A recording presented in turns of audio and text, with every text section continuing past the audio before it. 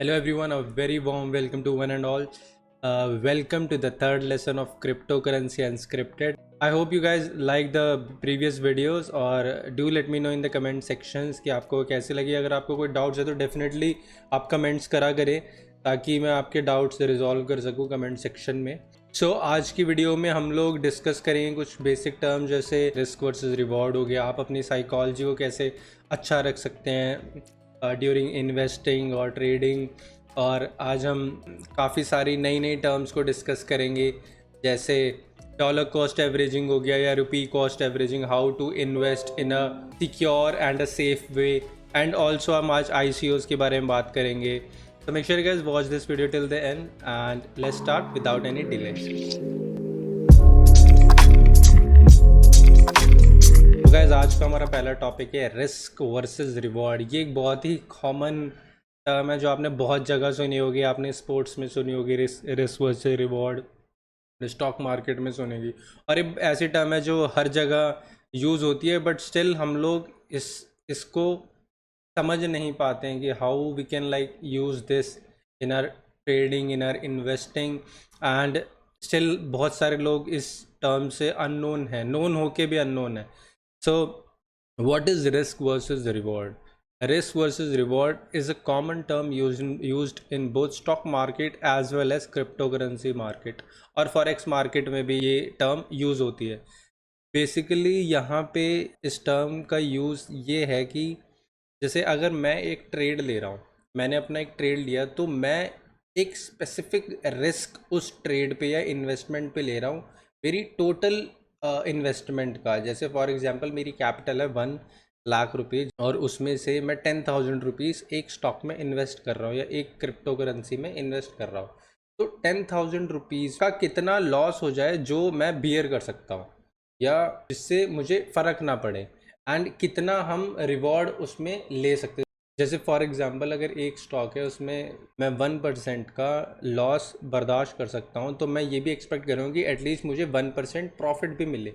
Usually लोग क्या करते हैं कि ऐसे स्टॉक्स में, ऐसी क्रिप्टो करेंसीज में इन्वेस्ट करते हैं जिनमें रिस्क वर्सेस रिवॉर्ड का रेशियो ना मेंटेन नहीं है। यूजली एक आइडल रिस्क वर्सेस रिवॉर्ड के रेशियो को बोला जाता है 1:1 और 1:2 in terms of trading.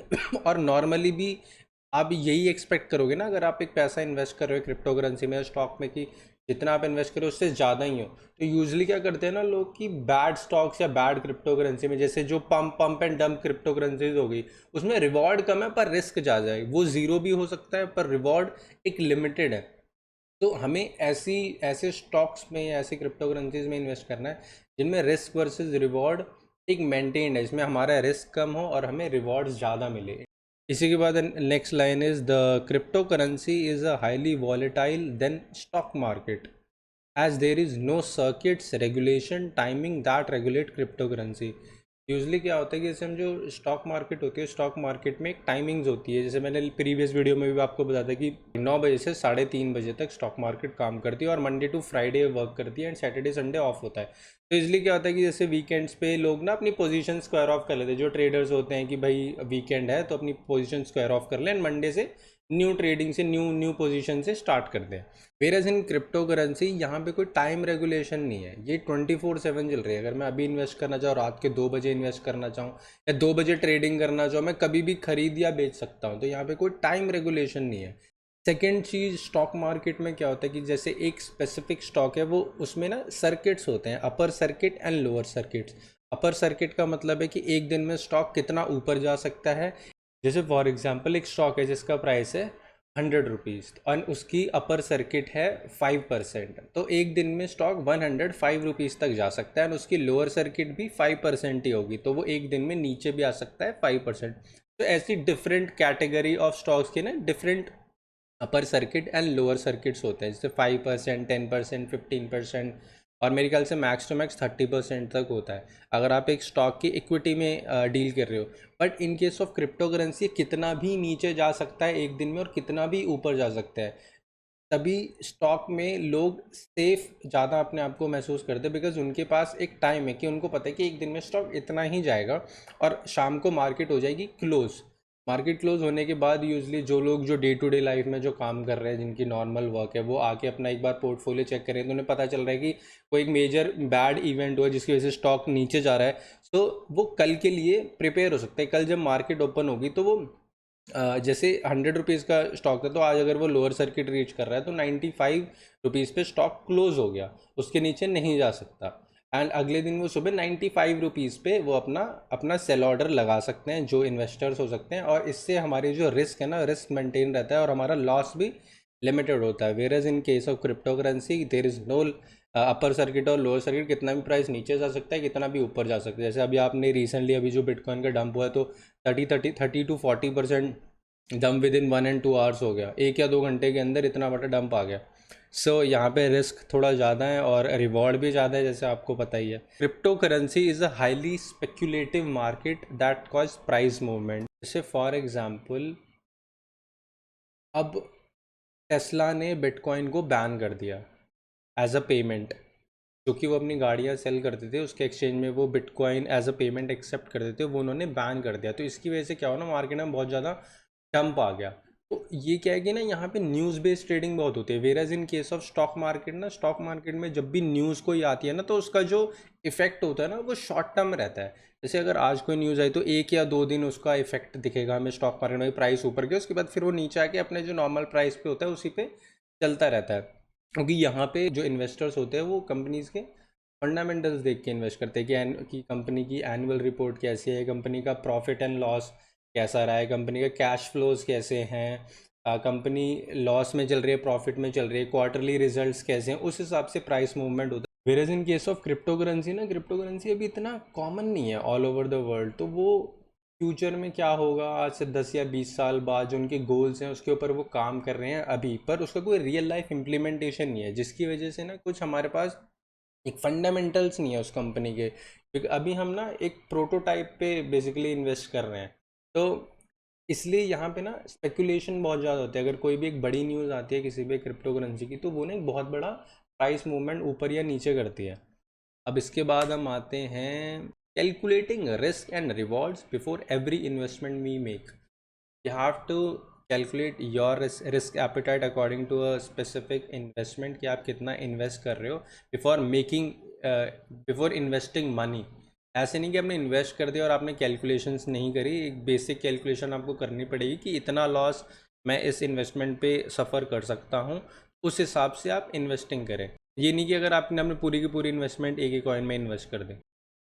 One can easily multiply their portfolio 100x with time, patience and discipline, और can blow their whole account in minutes। ये बहुत ही कॉमन चीज़ है जो हर कोई फेस करेगा, आज नहीं तो कल। लोग क्या करते हैं ना कि ग्रीडी हो जाते हैं, या लोग ना पैनिक करने लग जाते हैं, क्योंकि क्रिप्टो करेंसी जैसे मैंने आपको बताया कि ना बहुत ज़्यादा स्पेकुलेटिव। तो स्पेकुलेटिव होने की वजह से यहाँ पे ना प्राइस मूवमेंट बहुत ज़्यादा होता है, 24/7 चलती है। जैसे मैंने आपको बताया, सर्किट्स नहीं है, तो कितना भी ऊपर चल जाते, कितने भी नीचे आ जाते हैं, तो लोग ना जैसी जैसी मार्केट नीचे जाती है लोग पैनिक होने लग जाते हैं कि भाई I have to like square off my position, this is ending, this the end of bitcoin, this the end of crypto currency. तो ऐसा नहीं है, यहाँ पे मार्केट मूवमेंट्स ऊपर या नीचे आएंगे, और आप पैनिक मत हो, या आप क्या कहते हैं, आप ग्रीडी भी मत हो कि एक बार एकदम से आपका 40 या 50% पोर्टफोलियो अप हो गया तो आपने सेल कर दिया। मे बी इन फ्यूचर और ऊपर जा सकता था, है ना, मे बी इन फ्यूचर और ऊपर जा सकता था, तो आपने प्रॉफिट मिसिंग कर दिया। फॉर एग्जांपल, अगर आप पैनिक करके आपने आपका पोर्टफोलियो 50% डाउन हो गया, आपने सेल कर दिया, और फिर आप यूजली देखो कि अगले ही या 1 या 2 या 3 दिन बाद या 10 दिन बाद आपका पोर्टफोलियो या जिन कॉइन्स में आपने इन्वेस्ट किया था वो दोबारा नॉर्मल स्टेज पे आ गए, जो ऊपर आने लग गए। तो लोग ना पैनिक सेलिंग बहुत कर देते हैं यहाँ पे। You have to be patient. आप लॉन्ग टर्म गेम में हो यहाँ पे, ये नहीं कि आपने आज इन्वेस्ट किया और आप स्टॉक मार्केट में भी हम कितना टाइम पेशेंस रखते हैं, तो यहाँ पे भी आप पेशेंस रखो। Now the next thing is who are you, define yourself. तो इस टर्म से हमारा ये मतलब है कि जब भी आप कोई इन्वेस्टमेंट करने जा रहे हो, तो उससे पहले ना आप ये डिटरमाइन करो कि उस स्पेसिफिक इन्वेस्टमेंट में are you there for a short term, are you there for a long term, और are you trading for a day और टू। बिकॉज ये डिटरमाइन करना ना बहुत ज़रूरी है। बिकॉज लोग क्या करते हैं ना, लोग जो उनकी जो लॉन्ग टर्म इन्वेस्टमेंट का जो पोर्टफोलियो है ना उसको स्विंग ट्रेड में ख़त्म कर देंगे। जैसे आज इन्वेस्ट करा था, अब लॉन्ग टर्म के लिए 10 दिन बाद थोड़ा सा प्रॉफिट देखा और प्रॉफिट बुक करके निकल गए। अब इसमें क्या होता है ना, लोग ना बाय सेल ये सब करने लग जाते हैं और ये गैम्बलिंग हो जाती है। फिर लोग गैम्बलिंग कर रहे हैं वहाँ पे, बाय भी कुछ भी खरीद रहे हैं, कुछ भी बेच रहे हैं। अब ओवरऑल क्या होगा ना, वो पूरा अकाउंट ब्लो अप कर देंगे अपना। तो डिफाइन करो कि आप एक स्पेसिफिक इन्वेस्टमेंट जो आप कर रहे हो कि वो किस लिए है। कुछ आपने स्पेसिफिक क्रिप्टोज में इन्वेस्ट किया है जो आपको लग रहा है जिसके फंडामेंटल स्ट्रॉन्ग, जिनकी कंपनीज के गोल्स अच्छे हैं, जो लॉन्ग टर्म अभी चलेंगी, तो उस इन्वेस्टमेंट को एक अलग इन्वेस्टमेंट रख। मतलब दो दो अकाउंट बना लो। एक आपने CoinDCX पे बना लिया, एक आपने बाइनेंस पे बना लिया, एक आपने WazirX पे बना लिया। जिस किसी एक अकाउंट में आपने लॉन्ग टर्म इन्वेस्टमेंट रख ली और किसी सेकेंड अकाउंट में आपने एक स्मॉल अमाउंट या जितना भी आपको लगता है कि आपको शॉर्ट टर्म करनी है उसके लिए रख लिया। अब इसके बाद आती है next term, diversifying your portfolio. ये एक बहुत ही कॉमन टर्म है जो कि लोग समझते नहीं है। लोग क्या करते हैं ना कि आएंगे और बिटकॉइन की हाइप सुनी, सारा पैसा अपना बिटकॉइन में इन्वेस्ट कर दिया। जैसे 1 लाख रुपीज़ हैं आपके पास, तो आपने 1 लाख के 1 लाख पूरे बिटकॉइन में इन्वेस्ट कर दिया। अब 30% या 35% का डंप आया, आपकी इन्वेस्टमेंट रहेगी 70 या 65,000 रुपीज़ और आप पैनिक हो गया, आपने पोजीशन एग्जिट कर ली और आपका हो गया loss. But whereas in case of अगर आप उसी इन्वेस्टमेंट को डाइवर्सिफाई करते, आप 20,000 का इथीरियम में इन्वेस्ट करते, 20,000 का कार्डानो में इन्वेस्ट करते, 20,000 का यूनिस्वॉप में या किसी और करेंसी में इन्वेस्ट करते, आपने डाइवर्सिफाई कर दिया। आपने 5 या 6 एक स्टेबल या एक अच्छे कॉइन्स में आपने इन्वेस्ट किया और आफ्टर अ वाइल जब अगर कोई एक क्रिप्टो करेंसी नीचे आ रही है, तो आपका जो पोर्टफोलियो का परसेंटेज डाउन होगा ना वो मिनिमल होगा। और मे बी ज़रूरी नहीं है कि बाकी क्रिप्टो करेंसीज भी डाउन या रखी, मे बी वो ऊपर जा रखी हों।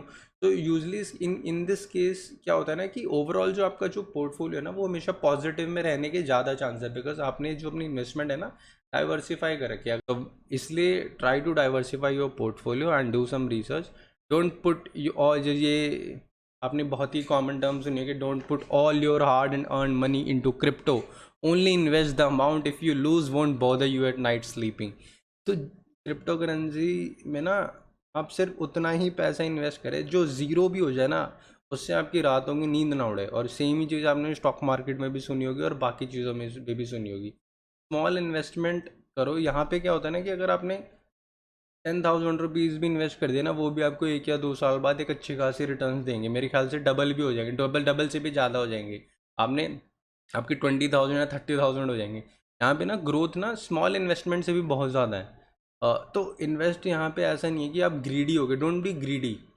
आप ग्रीडी हो गए, आपने पूरी अपनी hard and money life saving आपने यहाँ पे इन्वेस्ट कर दिया, आप वो चीज़ मत करिए। जैसे अगर आप आपकी टोटल आपने कुछ एसेट्स खरीद रखे हैं, आपने लैंड खरीद रखी है, आपने घर खरीद रखा है, आपने बैंक्स में कुछ आपने एफडी करा रखी है, कुछ म्यूचुअल फंड्स में डालो, कुछ स्टॉक्स में डालो, कुछ क्रिप्टो करेंसी में डालो, कुछ स्पेसिफिक अमाउंट। ये नहीं कि आपने सारा पैसा निकाल के यहीं लगा दिया। तो ये एक बहुत ज़्यादा रिस्की मार्केट है। So only invest that much amount of money that won't bother you at night sleeping. ठीक है। अब इसके बाद हम आते हैं bettering yourself. Bettering yourself का मतलब ये है कि मतलब learn every day, be neutral in stock market और in cryptocurrency. Don't hype up या एकदम मतलब पागल मत हो जाओ। यूजली क्या होता है ना कि एड्रेनलिन रश बहुत ज़्यादा है यहाँ पे, कि जब आपका पोर्टफोलियो 50 या 60% ऊपर जाएगा you will be happy, and जब आपका 50 या 60% जाएगा तो यहाँ पे भी यू विल बी सैड या आपको थोड़ी डिसअपॉइंटमेंट होगी, यार मेरा पोर्टफोलियो डाउन हो गया। तो यहाँ पे इमोशंस का बहुत ज़्यादा इन्फ्लुएंस है इन योर इन्वेस्टिंग। जैसे एक पर्सन है हु इज़ अ ट्रेडर जिसके 5 या 6 या 7 ट्रेड्स अच्छे हो गए, तो प्रोबेबिलिटी के हिसाब से ना उसकी उसके बाद ना एक लूजिंग ट्रेड्स की स्ट्रीक शुरू होगी। तो क्या होगा ना कि अब 5 या 6 या 7 ट्रेड्स के बाद he will be like I know everything, भाई ये तो बहुत सिंपल है, I can do this all day.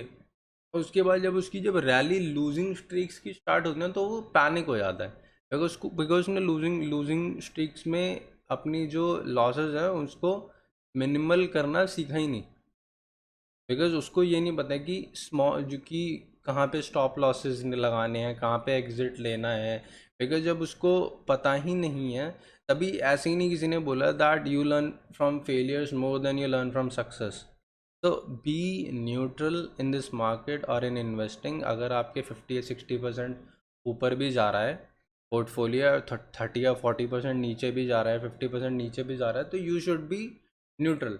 Don't be sad और don't be too much happy, excited मत हो।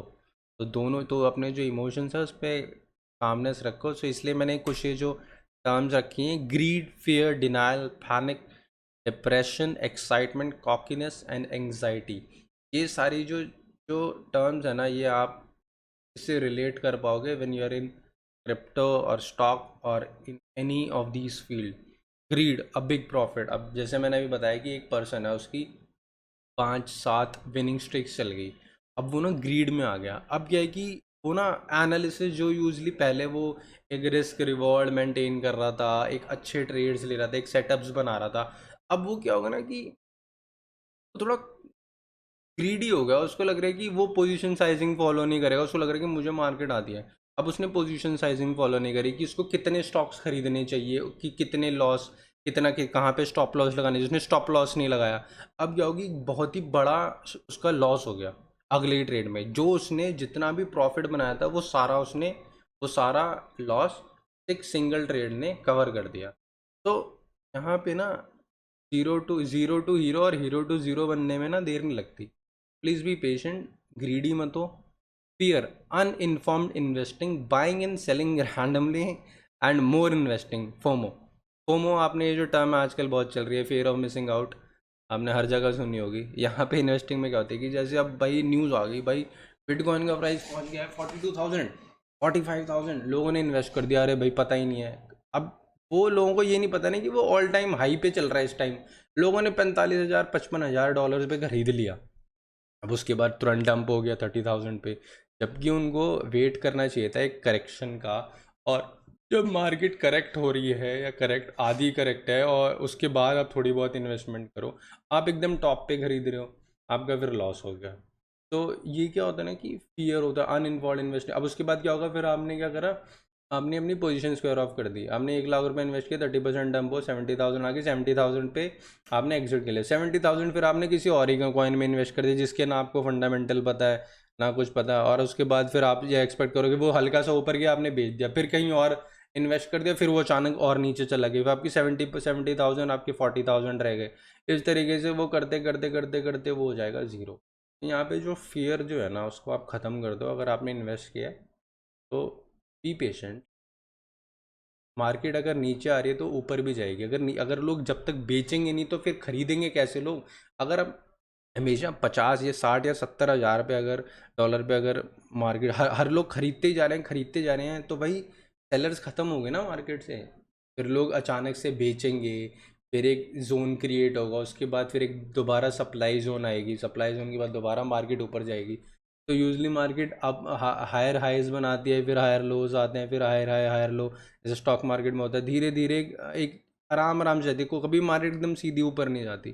फिर टाइम धीरे धीरे विद करेक्शंस होते हैं, कंसोलिडेशंस होते हैं, और फिर ऊपर जाती है। तो उसके बाद है denial, keep holding your losing position. लोग क्या करते हैं ना कि अब जैसे एक बहुत, अब जैसे फॉर एग्जांपल मैंने ना सत्यम के स्टॉक्स खरीद रखे थे। सत्यम के स्टॉक थे मेरे पास 10,000। ठीक है, अब सत्यम का ना स्कैंडल आया कि भाई सत्यम का इतना बड़ा ने इतने करोड़ का घपला कर रखा है, या ऐसा कुछ बहुत बड़ा स्कैंडल आया था। अब मैं क्या हूँ ना, मैं डिनाइल में हूँ, नहीं भाई ये स्टॉक और ऊपर जाएगा। अब जब कंपनी का इतना बड़ा स्कैम सामने आ रहा है कि भाई इतने बड़ा स्कैम उन्होंने स्कैंडल कर रहा है, उनकी एक्चुअल इनकम या प्रॉफिट्स इन्होंने सीए वगैरह कुछ सीएज वगैरह के साथ उन्होंने कुछ मिलके ऐसा करा था कि इनके जो बुक्स थी उनको मतलब गलत गलत प्रॉफिट शो हो रहे थे या समथिंग लाइक दैट। मेरे को इतना डिटेल में नहीं पता, पर लोग क्या है ना, जो इन्वेस्टर है वो अभी भी डिनाइल में, नहीं भाई कंपनी दोबारा ऊपर जाएगी। आप अपने, अगर आपको पता चल रहा है इतनी बड़ी कोई इवेंट हुआ है, इतना बड़ा कोई स्कैंडल हुआ है, you should like exit that stock और that crypto from your portfolio case आप। Don't wait for a correction, because उसमें करेक्शन नहीं होगी और वो एक पेनी स्टॉक बन जाएगा आफ्टर अ वाइल, उसका वही होना है। सो जहाँ पे आपको लग रहा है कि अभी ये स्टॉक या क्रिप्टो ख़त्म हो चुकी है, या कोई बहुत बड़ी इवेंट हुआ है, कोई बहुत ही बैड न्यूज़ आई है, ट्राई टू एग्जिट। और इन फ्यूचर अगर कभी दोबारा अगर आपको इसमें अपॉर्चुनिटी दिख रही है कि हाँ अब एक बहुत ही बड़ी इन्वेस्टमेंट दोबारा आई है, कंपनी को टेक ओवर कर लिया किसी और एक रेप्यूटेड कंपनी ने, ट्राई टू देन इन्वेस्ट ना, but for the timing cut your losses. एक बहुत ही अच्छी टर्म है जो मैंने सुनी है कहीं पे कि hold your winning trades and cut your losing trade. जो अगर आप जिन ट्रेड्स में लूज़ कर रहे हो या जिन ट्रेड्स में आपको लग रहा है कि ये लॉन्ग टर्म के पर्सपेक्टिव से हम नीचे ही जाने हैं, try to cut your losing trade and लोग क्या करते हैं ना, अपने प्रॉफिट वाले ट्रेड्स को कट मतलब को एग्जिट कर लेते हैं और लूजिंग ट्रेड को चलने देते हैं। तो ऐसा मत करो, cut your losing trade and hold your winning trades. Panic, market goes little in opposite direction squaring off your position. जैसे अभी मैंने बताया कि भाई कि हल्का सा मार्केट नीचे आए, लोगों ने अपना एग्जिट करना शुरू कर दिया, हल्की सी मार्केट ऊपर गई, ऊपर जाके खरीद लिया, तो ये पैनिक बाय सेल हो गया, तो ये मत करो। Depression, a strong emotional distress due to a big loss. क्या होता है, एक बहुत बड़ा लॉस होगा तो लोग क्या हो जाते हैं कि भाई डिप्रेस हो जाते हैं कि भाई अब क्या करेंगे, भाई हमारे लिए सब कुछ खत्म हो गया। फिर लोग क्या कहते हैं कि ये स्टॉक मार्केट होगी, crypto currency, this is gambling, ये गैम्बलिंग है, यहाँ पे सट्टा लग रहा है। अपनी मिस्टेक्स को एनालाइज करो, उस पर काम करो और फिर then come back to the market again and follow the process, be humble and success आपको मिलेगी यहाँ पे, ऐसा नहीं है कि नहीं मिलेगी। Cockiness, overconfident after series of winning trade. जैसे मैंने आपको बताया कि बहुत सारी विनिंग ट्रेड्स हो गए, कॉकीनेस आएगी, भाई मुझे सब कुछ पता है। उसके बाद जब एक लूजिंग स्ट्रीक स्टार्ट होती है, अकाउंट ब्लो अप हो जाता है पूरा। तो don't be that guy. Anxiety, body response to stress, ये तो आपका पता है कॉमन टर्म है, हर एक बंदे को फेस होती है आज की डेट में, बहुत ही कॉमन चीज़ है। So try to workout in that, try to meditation, अब मेडिटेशन करो, आप एक्सरसाइज करो, do things that relieve stress.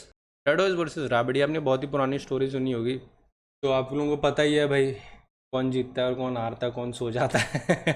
Don't be a rabbit, don't be a rabbit और a hare. Who comes to the crypto market, who is a hare. सबसे पहला question यहाँ पे आता है, who is a hare, who comes to the crypto market after listening to the hype. भाई hype सुनी, भाई न्यूज़ में सुन लिया आपने, दो सुन, और भाई तू नहीं कर रहा है इन्वेस्ट क्रिप्टो मार्केट में, अरे भाई कर भाई, तू बहुत मिस आउट कर रहा है। सो डोंट बी दैट गाय कि आप हाइप सुन के आए और इन्वेस्ट कर दिया। Buying shitcoin and ICOs without any research. अब लोग ना, जैसे एक कॉइन आया था अभी शिबा इनू, उसकी बहुत ज़्यादा हाइप अप होगी, लोगों ने भाई 10-10, 15-15, 20-20 हज़ार रुपये उसमें इन्वेस्ट कर दिए, और लोग एक्सपेक्ट कर रहे हैं कि भाई वो ऊपर जाएगा। भाई वो शिट कॉइन है, कैसे ऊपर जा सकता है। वो जिस दिन वो लॉन्च हो, उसके 1 या 2 दिन बाद विटालिक बुटेरिन ने वो बोल दिया कि भाई I am donating 1 billion Shiba Inu. वो इतनी बड़ी न्यूज़ होगी, उसके बाद वो बेचारा कॉइन ऊपर आया नहीं, वो तो नीचे ही जाते जा रहा है, बिकॉज उसके कुछ फंडामेंटल स्ट्रॉन्ग नहीं, कुछ गोल्स नहीं है। कोई भी कॉइन देखा सस्ता मिल रहा है भाई। ये एक टर्म है जो आपने ना बहुत लोगों से सुनी होगी, cheapers remain cheaper and costlier remain costlier. जो चीज़ महंगी है ना वो महंगी होते जाएगी, और जो चीज़ सस्ती है वो सस्ती रहेगी। अब गोल्ड है, गोल्ड भाई लिमिटेड है, लिमिटेड रिसोर्स है, वो महंगा होते जाएगा। पेट्रोल हो गया, पेट्रोल टाइम के साथ महंगा होते जाएगा। अगर आप एक्सपेक्ट करते रहोगे कि भाई 100 रुपये का है, 100 का ही रहेगा पेट्रोल, तो भाई नहीं है ना with time, because that is a limited resource. एक पॉइंट के बाद ख़त्म हो जाएगी वो चीज़, तो महंगाई बढ़ती जाएगी और with time that will get costlier. तभी तो अरब कंट्रीज इतनी रिच हैं। Buying at higher price and selling in lower price. लोग क्या करते हैं ना, एकदम टॉप पे खरीदेंगे, फिर एकदम नीचे आएगा, पैनिक हो जाएंगे, अरे भाई मेरे तो पोर्टफोलियो डाउन हो गया, फिर वहाँ सेल कर देंगे, फिर मार्केट वहीं से रिवर्सल ले लेती है, फिर ऊपर जाती है, फिर ऊपर खरीद लेंगे एकदम टॉप पे मार्केट के, क्योंकि ट्रेंड ही नहीं पता, कुछ नॉलेज ही नहीं है टेक्निकल एनालिसिस की, चार्ट्स का ही नहीं पता कब अभी टॉप है, कब कब बॉटम है, कहाँ पे रेजिस्टेंस है, कहाँ पे सपोर्ट है, तो पता ही नहीं है। कहीं भी खरीद रहे हैं, कहीं भी बेच रहे हैं। अब इस चक्कर में क्या हो रखा है कि पूरा ख़त्म कर लेते हैं। Fear and greed lead to irrational buy. Fear और ग्रीड है कि भाई ये एक्सपेक्ट करेंगे आ जाए भाई 2 या 3 दिन बाद मेरा पोर्टफोलियो हो जाएगा भाई 10%, 1000, मतलब 1000x एक्सपेक्ट करते हैं।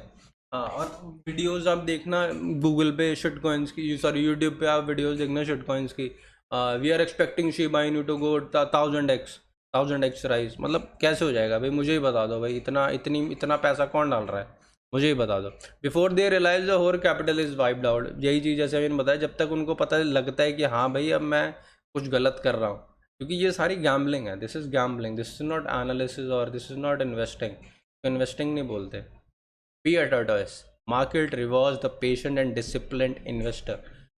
लॉन्ग टर्म पर्सपेक्टिव से धीरे धीरे इन्वेस्ट करो, पार्शली प्रॉफिट बुक करते। कभी भी ये जो टर्टल्स होता है ना, वो कभी भी फुल फुल प्रॉफिट बुक नहीं करेगा, वो हमेशा पार्शली प्रॉफिट को बुक करेगा, फिर उसी उसी में से कुछ परसेंटेज को दोबारा इन्वेस्ट कर देगा।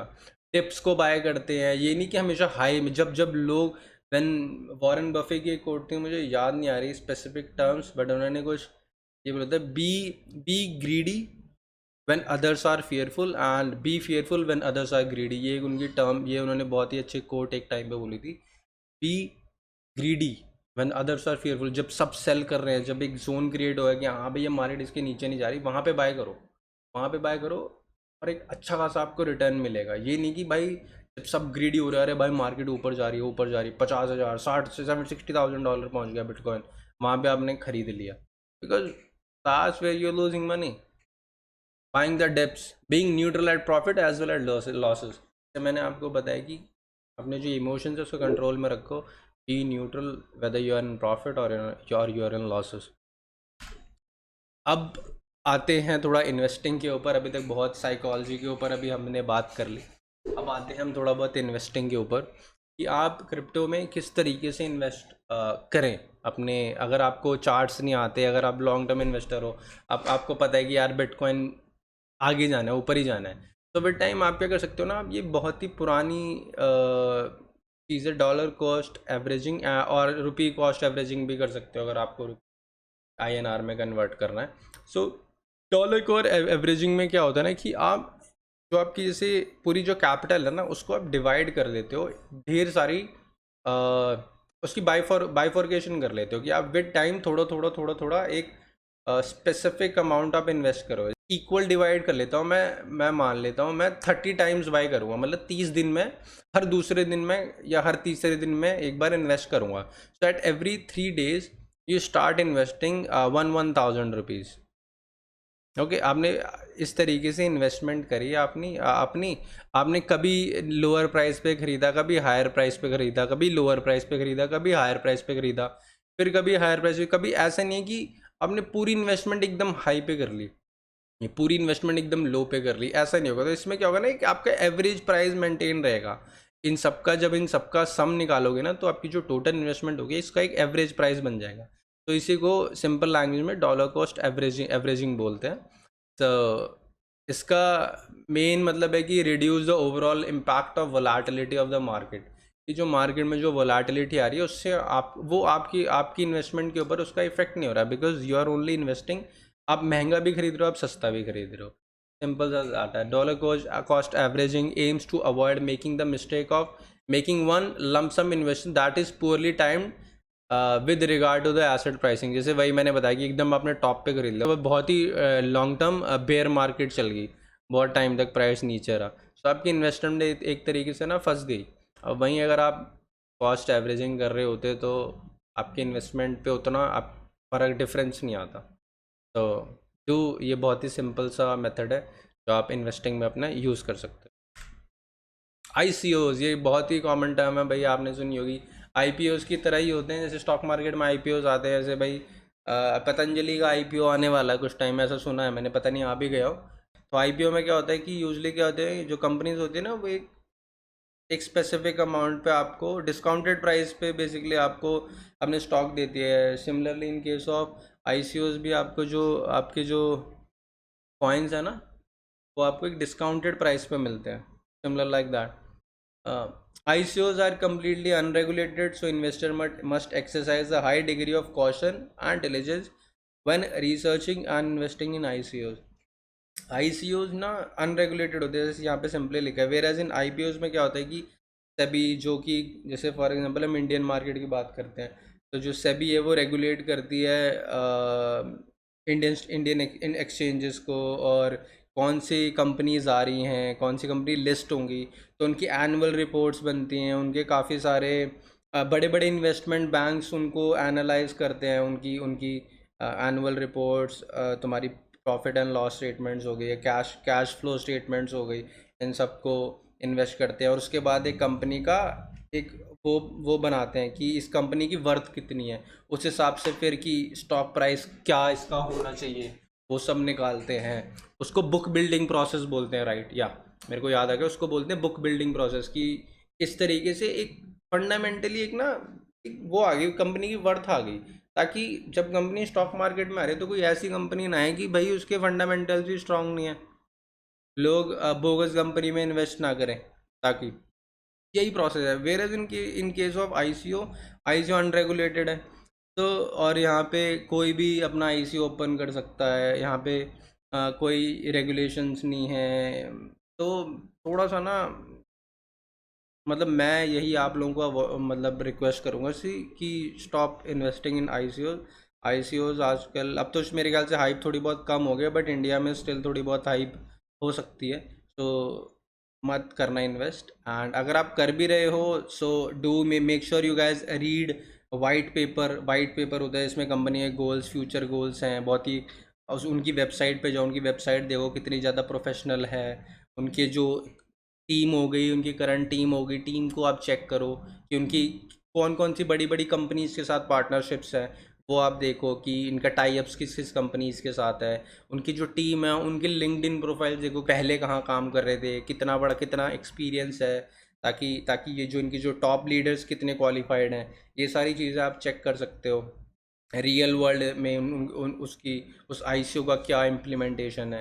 अगर आपको लगे still if you should invest, so make sure you guys invest a little amount of your investment into ICUs, ये नहीं है कि पूरा इन्वेस्ट ही कर दिया।